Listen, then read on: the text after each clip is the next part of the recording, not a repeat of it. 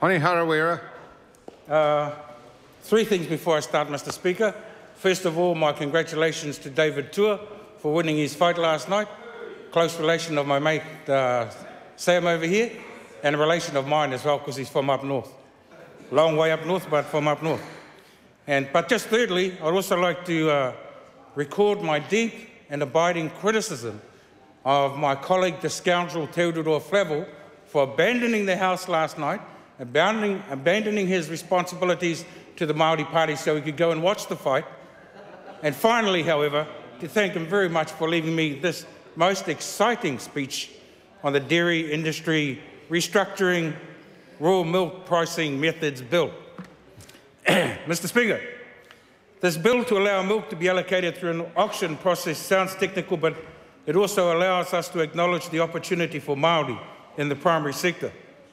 Māori dairy farmers own an estimated 100 million shares in Fonterra, with some of the major players in the sector being large Māori corporations directly accountable to their people. And so Māori skill acquisition, research and innovation within the sector will be essential to gaining added value from existing Māori assets and interests in agriculture, horticulture, forestry and aquaculture. I understand, Mr. Speaker, that this bill is basically an exercise in restructuring contracts via an auction, putting the onus on buyers to set the new price range for contracts and helping all players get a snapshot of potential new prices set by the market itself, which will help in how the market sees and values itself and help determine consumer patterns. And that the stated intentions of the bill are to achieve a decent price for regulated raw milk as soon as possible, to ensure excess demand for regulated raw milk is managed efficiently, and to remove uncertainty regarding the price of regulated raw milk. But it seems, Mr. Speaker, that even with one clear purpose, there are still very strong and differing responses from across the sector. At one end, we have Parenihi ki Waitotara, who support the principle of the bill. Mind you, Parenihi is a Fonterra supplier and has been subsidising Open Country, Synlait and others to date for milk they take under the 2001 Dairy Industry Restructuring Act. At the other end, there's Green Valley Dairies, who oppose it because they think the proposed auction system will simply create ambiguity in an already volatile raw milk market. And Tatua Co-op Dairy Company said the bill should be abandoned or at least delayed until there is greater clarity about the likely outcomes. And in the middle, we have Open Country Dairy Company Limited, who don't think the bill will deliver on the expectations of the 2001 Act, but will comply with the new law because regulated milk is only a small part of their operation. Mr. Speaker, on another level, I think it's also worthy to note that one of the interesting features of the 2009 economic situation was that Māori dairy farmers thought that they would be less likely to be affected by the forecast drop in milk payouts than non-Māori farmers. And I recall Lino Tirikatene of Ngāti Hine and CEO for the Federation of Māori Authorities saying that it was because Māori farmers' gearing and debt ratios were more conservative than non-Māori, 10 to 15% of the value of the asset for Māori, as opposed to 60 to 70% for non-Māori. Something my colleague, the scoundrel Tokerau Flavel, spoke about last week in the debate around securities trustees.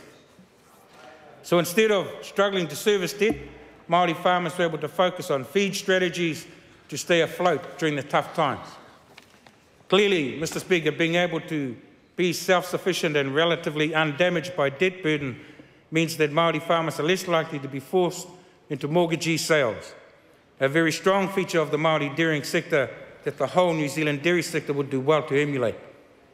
Finally, Mr. Speaker, I'd like to step outside the milking shed for a minute to look at the broader issue of the affordability of food and dairy products to ordinary Kiwis, because although the CPI suggests essential food prices will fluctuate from time to time, the trend is for ever-increasing prices, regardless of auctions that may affect dairy farmers and their incomes. Statistics New Zealand say food prices went up 2.1% in January alone, with higher prices for grocery, food, fruit, vegetables, meat, poultry and fish. An ideal opportunity, therefore, to promote my colleague Rauhi Kātene's bill calling for healthy food to be exempt from GST, because in fact it seems that it's poor people who are actually in danger of being priced out of the market. The research confirms the high rates of child poverty, poor living conditions and health status of children in low-income families. And we note that during the last 3 years, food prices have gone up more than 20%. Indeed, increases for the staples of a nutritious diet, such as fruit, vegetables and milk, have been particularly high, while real incomes have risen only very slightly. It's because of these massive changes, Mr. Speaker, that the Māori Party is supporting Rāhui Kātene's call for GST to be removed from healthy foods to make them more affordable. So, while we will be supporting this bill, we leave a challenge for this House. Auction milk prices if you must, but do not auction the well-being of New Zealanders by failing to recognise the very real impact of our economic decisions on those most vulnerable in our society. Tēnā koe.